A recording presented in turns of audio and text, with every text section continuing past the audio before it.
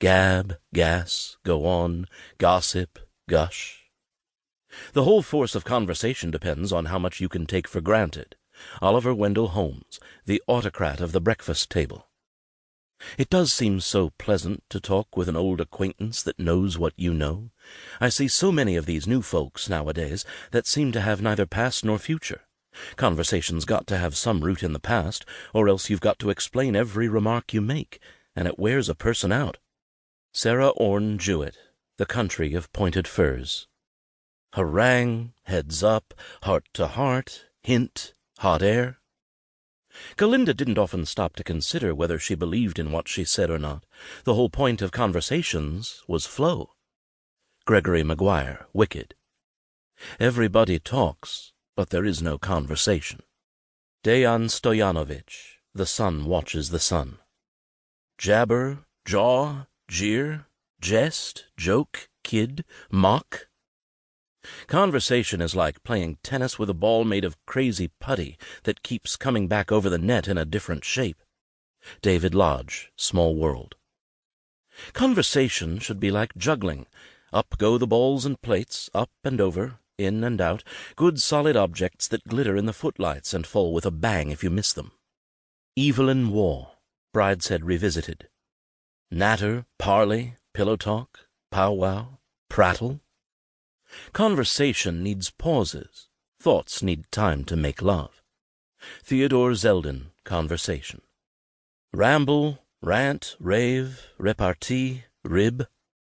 Conversation is never easy for the British, who are never keen to express themselves to strangers, or, for that matter, anyone, even themselves. Malcolm Bradbury, Rates of Exchange. Small talk, spout, table talk, tattle, telltale, tete-a-tete, yak, yap, yarn. What are the factors that motivate so many different kinds of talk? What are the rules that we use unconsciously, even in the most routine exchanges of everyday conversation? We think of conversation as something spontaneous, instinctive, habitual, the most fruitful and natural play of the mind, as Montaigne put it in one of his essays.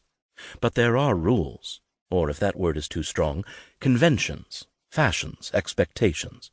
Conversation has been described as an art, as a game, sometimes even as a battle. Whichever metaphor we use, most people are unaware of what the rules are, how they work, and how we can bend and break them when circumstances warrant it. The analysis of conversation turns out to be one of the most fascinating in linguistic study for that very reason. When two Englishmen meet, their first talk is of the weather. Dr. Johnson, The Idler. True enough, but first they must greet each other. Chapter 1. Greetings. People are gathering for a meeting scheduled to start at 9 a.m. Andrew is the first to arrive, soon followed by Steve. "Good morning," they say to each other. Nothing unusual about that. In walks Emily. "Good morning," she says to Andrew, and then "good morning" to Steve.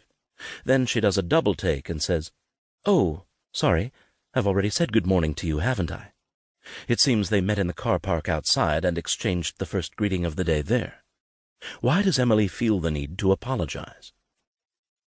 A polite vocal greeting is the norm when people who are about to engage in some sort of interaction meet each other. It is, of course, possible to stay silent, but that would be very unusual. If Emily said nothing on her arrival, it would convey a negative attitude, some sort of private problem, perhaps, or a suppressed antagonism. The norm is to break the silence, to recognize each other with a brief verbal handshake. It's a mutual affirmation of identity, an acceptance by each that the other has a personal role to play in what is about to happen. So if we're greeted a second time, it's as if that first encounter never happened. The double-greeted one might well feel, "Was I so unimportant to you that you don't even remember meeting me a little while ago?" Sensitive double-greeters realize they've made a small social faux pas, so they rush to apologize for it. It's a basic politeness rule in English. We don't say good morning to somebody more than once, and we are good at keeping a mental log of the people we meet so that we don't double-greet. It's a remarkable and totally unconscious skill. But it only applies to greet.